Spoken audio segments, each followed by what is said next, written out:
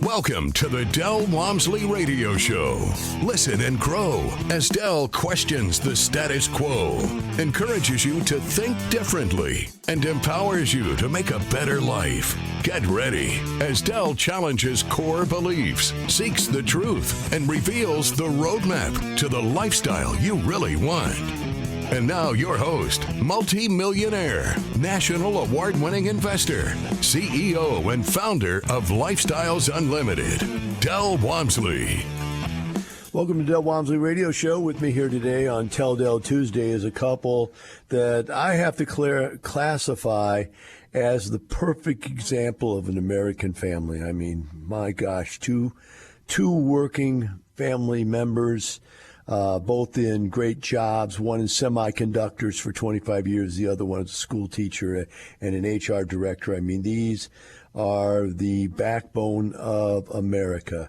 Strong, solid job positions, and yet something drove them to want to change their lives. And within just 4 years, they have both retired from those professions. So let's give them a great welcome. Kimberly and James Washington out of Austin, Texas. Welcome to the show, guys. Thank you. Thank you. Didn't mean to sound like you were common, but meant to sound like, hey, this is the American dream. You go to school, you work in the IT industry. You go to school, you become a teacher or a principal or an HR director. That is it. You guys made it. Everything. What happened? Yes, why did you decide you wanted to change? Well, we knew there had to be something more out there, you know, because we were working toward retirement, but we had at least 20, 30 more years left before we could actually retire and enjoy life. Like, no, there has to be more to it than this. Wow, you must be pretty young, because all of my family, every single one of them is a school teacher, a college professor, or a dean or a principal of a college. That's everybody in my family, and they're all retired, and they all have pensions. And so that seems interesting to me. Yeah, you know, they changed the rules with the pensions for school teachers now. You have to work almost 40 years to get their full retirement like you need to. I see. I think it used to be like 20 years, wasn't it? Something. It seemed like they got a pension pretty easily. So, okay, well, let's move on from there then. That was just a personal insight. I want to ask you what it was that brought you to the decision. I mean, your family, you're getting up, going to work every day. I assume you have kids. You guys have any kids? Yeah, we have 4 kids. 4 kids, okay. So, you've got this life, and life is, you're living life, and life is living you, quite honestly. What made you wake up one day, or what discussion, or how did it come about? Who started the conversation? Hey, like she said, there must be something more. So a friend of ours was listening to you on the radio, and she told us about it. She said, you guys are working right now. You have a single family. You should really listen to Del on the radio and go to the class. And so she told us this, and probably 2 years later, she comes back to us again and says, hey, what are you guys doing? I told you about this program you should really look into. At that time, James was with me. She was telling me, she's my friend, James was with me, and he heard it. And he says, you know what, let's look into it. And so at that moment, we decided to sign up for a 2-day course to learn more about it. After we went to the class, we met up with David, and he laid out a plan for us, and we just jumped aboard. Well, it says here you guys had rental property before. What did you have before you came in? A bunch of single families. So I think we were up to about 11 or 12 single families, a nightclub. We were doing a little bit of everything. So which one of you has that entrepreneurial spirit? I've always had that. You poor trying to figure out a way. So we were doing, like you say, anything we could do to try to make a buck. Real estate kind of came, I won't say easy. My family grew up in the construction business, so I was around construction pretty much all my life. And after we got into single families, being able to do the work to save money it just made sense to me. But doing the work yourself, taking an extra 30 days to do the work versus hiring somebody to do it in 2 weeks. It didn't, we never thought about it like that. It was always, hey, save as much money as you can, so do the work yourself. And going to your 2-day and understanding how everything worked and looking at it in a different light, it just all made sense to me. Yeah, that's interesting. Was it hard for you to let that go, James? The feeling that I can do it better and I can do it cheaper because that's what I do? That's always, no one can do it better than you. And you kind of have to get to the point to where you just hold people accountable for their work and have them do it the way you want it to be done. And now I'm at ease with it a little bit, but I pretty much still look over all of our jobs to make sure they're doing it the way that it should be done. So, Kimberly, this is a joke. Don't get mad about this, but were you one of those people that were, there's two kinds of people, those willing to work and those willing to let them? Were you that willing to let him, or did you complain to him about working so much? I'm not offended. I was more than willing to let them do it. I'm not offended by that at all. I was more than willing. I had to really, it was hard at first because, he wanted to do everything himself. He really wanted to do it himself. And so you cannot, because our first community, it's like having 28 single-family homes all in one place. You can't do it all. You just can't. And we had full-time jobs. So it was hard to let it go, but we had to let it go. So when you're talking about 28, you're talking about your first small apartment you bought then, is what I'm assuming, right? Yes. Yes, first small one. So even after you got away from the houses and you got to an apartment, you still had that urge, huh, James? Oh, yeah. I still have the urge now. Like you say, you have people that's not everybody's expertise. And, if you know the right way to do it, I don't mind showing, our maintenance guys or something the right way to go about doing it because, a lot of them didn't do that all the time. They just kind of learned it. And some of them might have bad habits, so I just try to show them the right way. Well, I'm going to tell you how to get out of that, James. You get rich enough that you can afford your own toys. So if you come to my party I've got coming up here for sometime at the end of October, I think it is. If you'll come to that party at my house, you'll see I have an 8,000 square foot, 20-car garage. 3,000 of that is basically my workshop, and I've got every tool in the world. And I don't use any of them. But they're right there, So if I get the urge to go do something or fix something, I can go out there and get those tools and fix that thing and put those tools right back in that garage and be done with it and not put them on a car and drive them somewhere. But you got to go out and make the money to be able to play with the toys like that. Yeah. Otherwise, these things become great excuses for buying tools, do they not?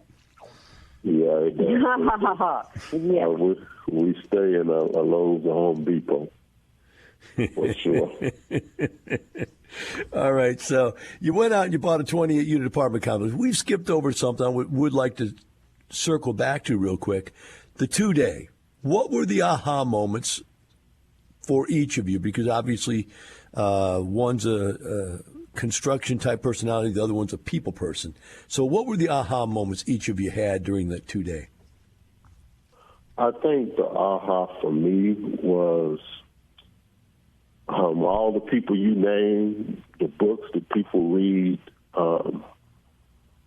We've done all of that. I won't lie to you. All the stuff that y'all talked about, we've done all of that. Bought houses, no money down. But when you got to that next level of trying to figure out how do you grow, you didn't have anybody to talk to show you, and now you're just at a stumbling block, so you're just stagnant. And that's kind of what our deal was. We stayed stagnant for a while. We knew how to buy, but we didn't know how to really grow, and that's where the problem came in. And now sitting up talking to David, and you had another warm body that you could touch, and they tell you, hey, no, you need to try to do this, and this. And like you say, we are not into recreating the wheel. with me here today on Tell Del Tuesday is Kimberly and James Washington out of Austin, Texas, currently owners of 3 apartment complexes, about 250 units total, passive in 96 units, own single-family houses, done a little bit of it all, and they retired 4 years after they started doing this stuff, so they got right at it and got it done. James, you got cut off on the segment earlier. Is there anything you wanted to finish with before we go to Kimberly's aha moments? No, that was about it. Like I say, my aha was at the end was we've done everything, and no one was there to help us to the next level. And once David, said it was people there that were doing the exact same thing we were doing, and they had meetings, and you could talk to people about the problems or helping you solve the other problems. That was my aha. I had somebody to bounce ideas off of. Excellent. Kimberly, how about you? What was your aha moments in this thing? Obviously, you looked at it from the people point of view. What did you see? Yes, I don't have that entrepreneurial spirit that James has. It's like go to school, get your degree, go to work, and so that was my mindset. To try to go and get it within my company. But then when we started talking and we went to the 2-day, we're sitting in the class, and the moment for me was they had a lead who just walked in to attend the second day, because you can go to the 2-day as much as you like, and I've been several times. And so he was there for the second day, and he was it's kind of impromptu. He went on stage, and he just kind of told us his story. And it's like, wow, here is someone just like me, who thinks like me, who actually attended 2-day, and they're doing it. And then David said, I think it was 80% of the people in this room will do nothing, and only 20% of you will act. I do not like to be at the bottom of anything. And so I wanted to be one of those people who would act on what he told us. And it's like, let's just do it. Oh, he threw the grade curve at you, huh? Yes. Oh, man, that had to hurt. That's wild. Did either of you pick up on the fact of what your rate of return was on your net worth? Did that ring out to any of you, or is that too much math for you? No. We probably tripled our net worth since we started 4 years ago. Excellent. Excellent job. Excellent job. So when you came out of the 2-day, what was the plan? Well, the plan was for me we talked about me. We were worried about medical insurance, and he had insurance on him. So the plan was for me to stop working and actually, go into it full time. This was before the pandemic, and not many things were online like they are now. So there was a lot of meetups and in person and, all those things. So I needed the time to do that. And I was traveling a lot with my job. So the plan was for me to leave my job. So we waited about 4 or 5 months, I think, and then I gave notice at my job, and they asked me to stay another month. Took me about 5 months to leave, but we did end up leaving. And then I just started into my classes full time while he worked his W-2. Okay. And did you start out going for that small apartment complex, or did you do some passive first? Because I notice you do have, quite a few passive doors also. Two other ones. We didn't have enough money to do that, Dale. We had to start off with just the first apartment complex. That's all we could do at first. Okay. Was our first one. And so that's what we started off doing, our first one. And then, the network just starts to change pretty quickly. And, you get this income that you learn to make your money work for you. So as soon as we get it, we would, send it back out there to start working again. Now, you did a 28-unit apartment complex. Was it a value play or was it a yield play? How do you see that? I see it as more of a yield play. It was more of a yield play. The biggest, they were all 3-bedroom, 2-bath apartments, which was really neat and interesting to have 28 3-bedroom apartments in one complex. But the biggest thing that we had to do was really just some interior upgrades, and then we paint the exterior. Other than that, it's just cash flow. Yeah. We raise rents, of course. We raise rents. Significantly. They were under So market, tremendously under market. You raised rents. You turned that one around, cleaned it up, got it ready to go. Did you refinance that one to get more money, or did you just keep that one the way it was and move on? No, we refinanced it. We kept it for a year and a half. We refinanced. Got 60% back. That was during COVID, so they kept some of the COVID reserves. but our passive got like 60% back at that time. And then we sold this past summer at the height of the market when everything was going crazy. We sold at that moment. So what was your total output on this property as far as cash flow, capital gains between the two of them? Sure. We gave our passives back their money, and then we gave them another 132% return on that money. Wow, that's excellent. You did that during COVID, huh? During COVID, which is, that was tough. I got these T-shirts called Superstar. You got to get one of those. So even after the refi, we were still doing like 12-13% returns. Excellent. To our investors, every quarter. Mm-hmm. So did you sell that one before you bought the 108, or did you buy the 108 before you sold? We bought the 108 before we sold that one. We were able to, with the refi, take our capital, invest it into the 108 unit. So we sold that one. We held them both for a year. For about a full year, we had both apartments. Yeah. Do you still have the 108 unit now or not? We do. We still have that one. It's in San Antonio. Okay. And how's it doing, and what did you have to do to it when you bought it? Pretty much the same. There was a lot of neglected maintenance. We redid the exterior, painted, upgraded the interiors on the models. That was pretty much it, and raised rent. Yeah, we've been able to raise rents about 12%. We purchased the property for right at $8 million. And we just did a case study recently, and it's valued right now at over $10 million. Excellent in job. 1 year. $8 million to $10 million. You went up $2 million already? That's an incredible job, guys. Really good. I think what we'll do now here is we want to hear about this 115 unit coming up here, but we want to wait until we get to the other side of the break for this one. So Okay. let's just go ahead and think about this, guys. They bought a 28-unit apartment complex. They made 132% return on it. Then they came back and did a 108-unit apartment complex and rock and rolled on that one. All this during the COVID period time, right? And now they come back and buy another 115 units. Now, all of this is compressed from 2019, 2021, 2022. This is a lot of stuff to get done in a real short period of time and get retired. So when we come back, we'll find out when she finally decided to quit that job. We'll be right back with Kimberly, James, and the Del Walmsley Radio Show.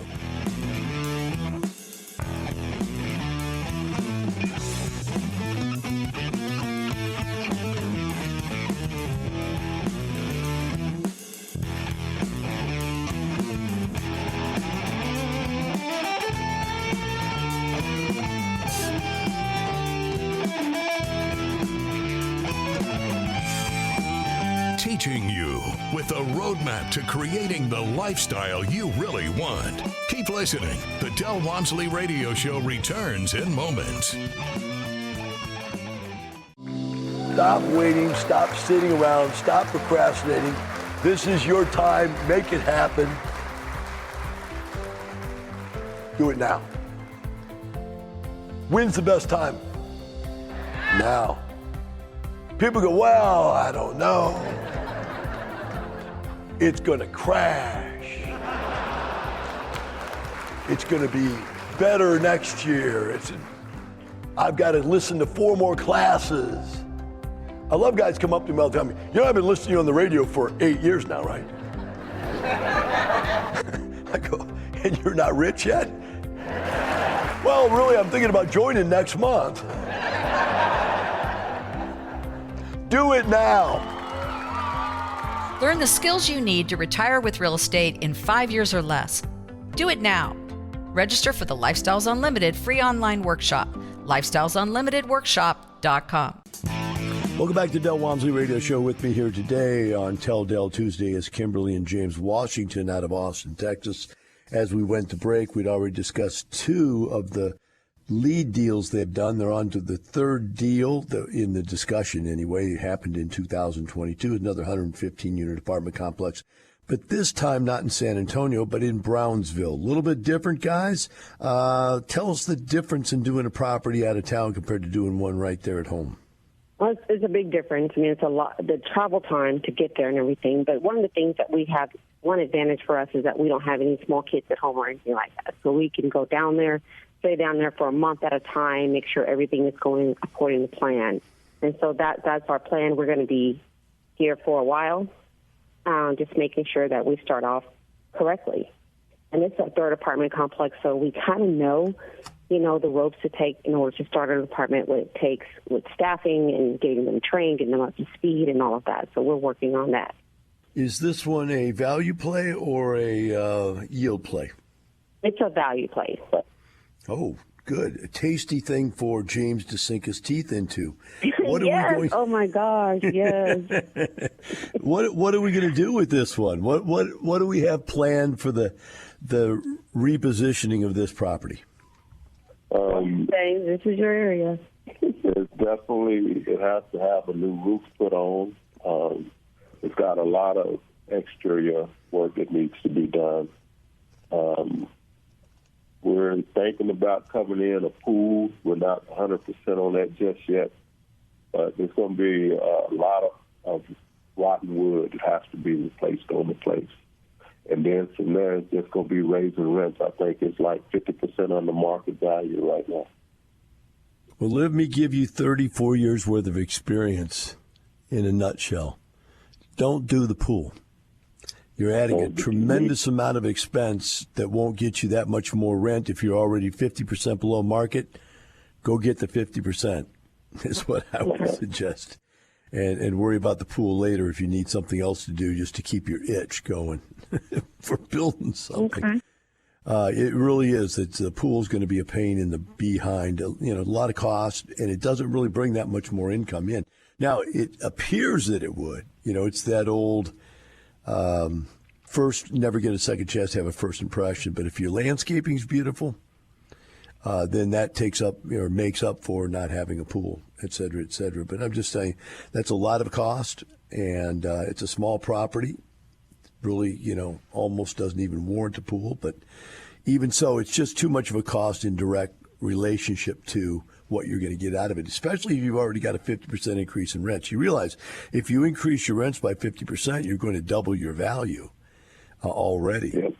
And that's going to go right to the bottom line and in your pocket. So what else are you going to do to it, James? You got any interior renovations planned? Yes, we're definitely going to do a lot of interior work. We're going to put in low-flow toilets, and their water bill is pretty high there. We'll probably upgrade some of the appliances that's there, mainly get rid of all the carpet and putting down vinyl plank. And that's pretty much it. And Kimberly, let's talk people now. If you're going to raise the rents 100%, that's going to affect the clientele. Are you psychologically prepared to realize that you can't put people into an apartment complex that are paying 100% more money than what somebody else is? That those two don't mix. They're like oil and water. So we had the same issue with our 28 unit. We were going up, 50% higher on the rents than someone who wasn't there. So it had to have some value to it, right? So you've got to do something unique to the property. So one of the things that we're going to start off doing is just exterior work, first of all. We're not going to go in there and just blanketly throw everybody, higher rent. You can't do that. You've got to get to know people. They've got to get to know you. They've got to understand that we take care of our properties. If you have a maintenance request, we're going to immediately, as quickly as possible, handle it. And so make sure that they understand that we're here. We're all in this together. But at the same time, we do have to increase rents to be competitive in the market.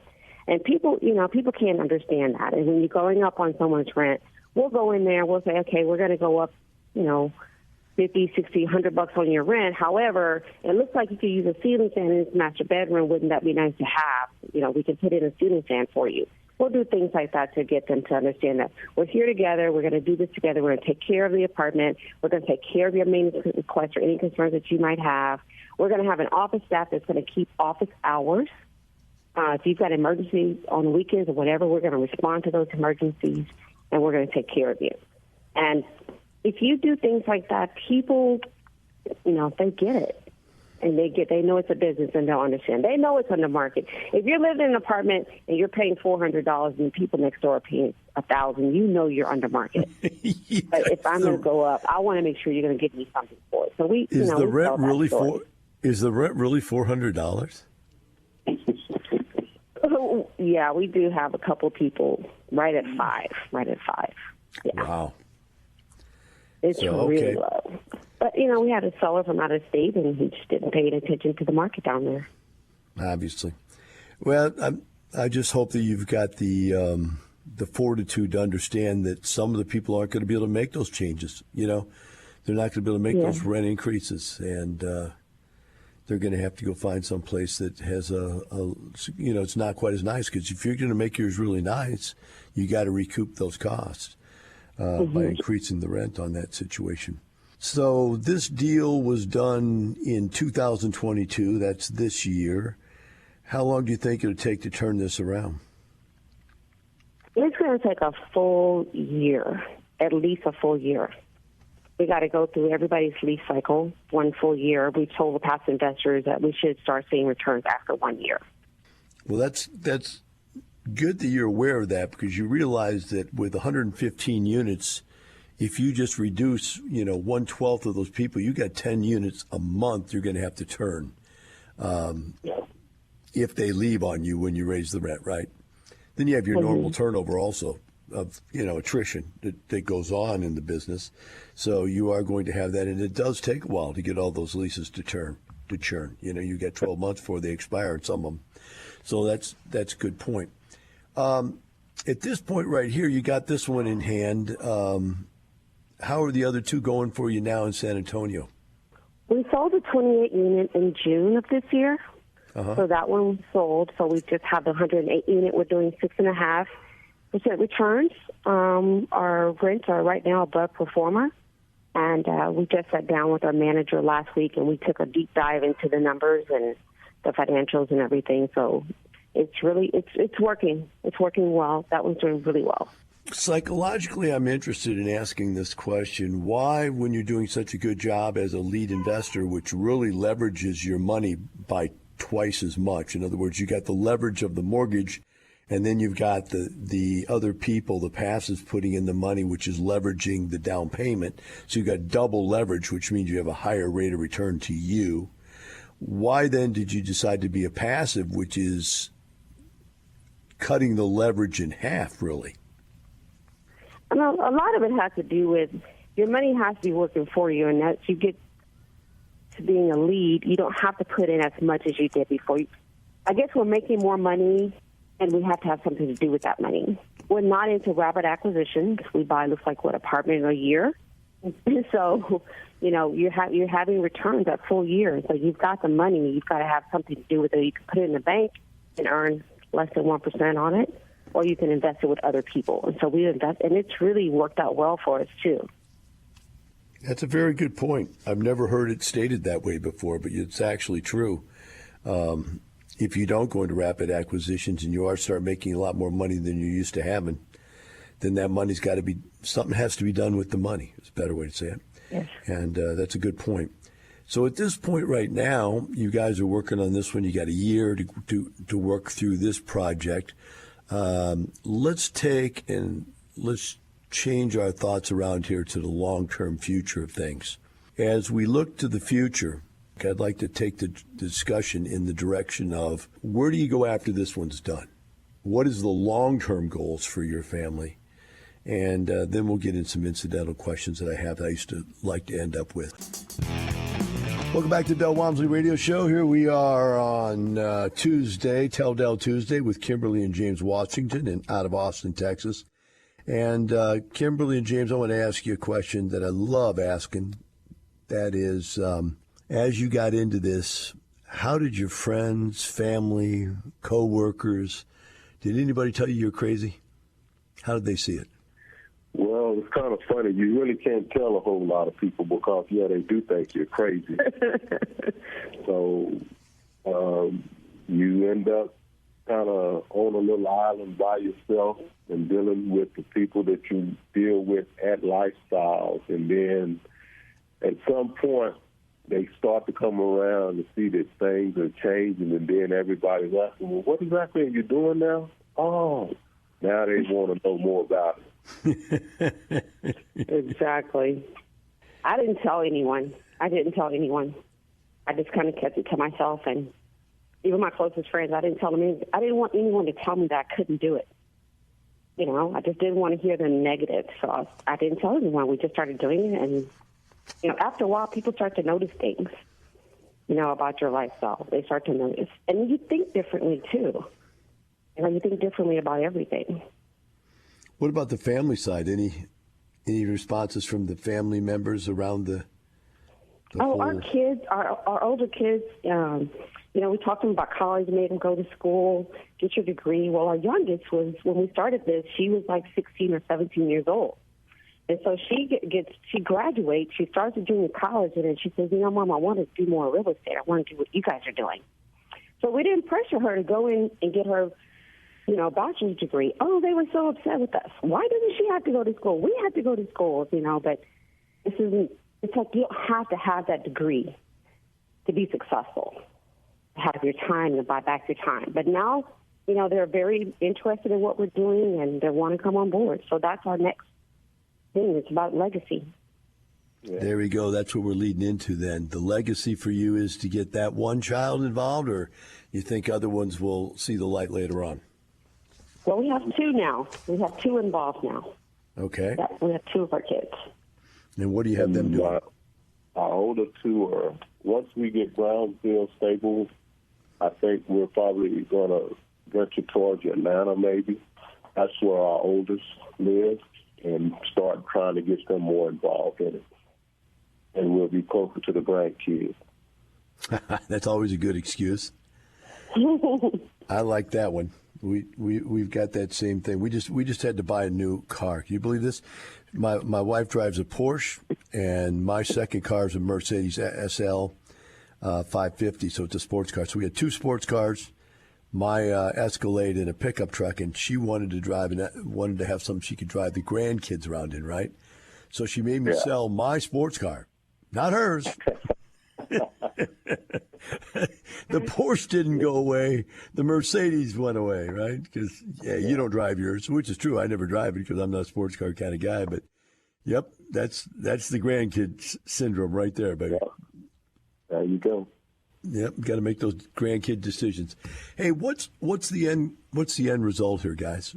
Have you thought about that? Where is it that the boat arrives and you get off on the island? You go, man, we made it. What do you have any idea where that is? What that is? How much money that is? How it looks when you get there? Do you have a place you want to move to? You want to live?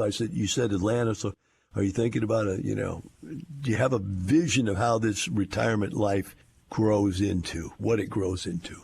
Yeah, I think at first we're going to keep investing as leads. We enjoy being leads. But right now, while we're still enjoying it, I just want to continue to work as a lead, for a couple of years. And then eventually, I would like for us to be passive, 100% passive investors, where our money's just working for us and we're on an island somewhere, traveling.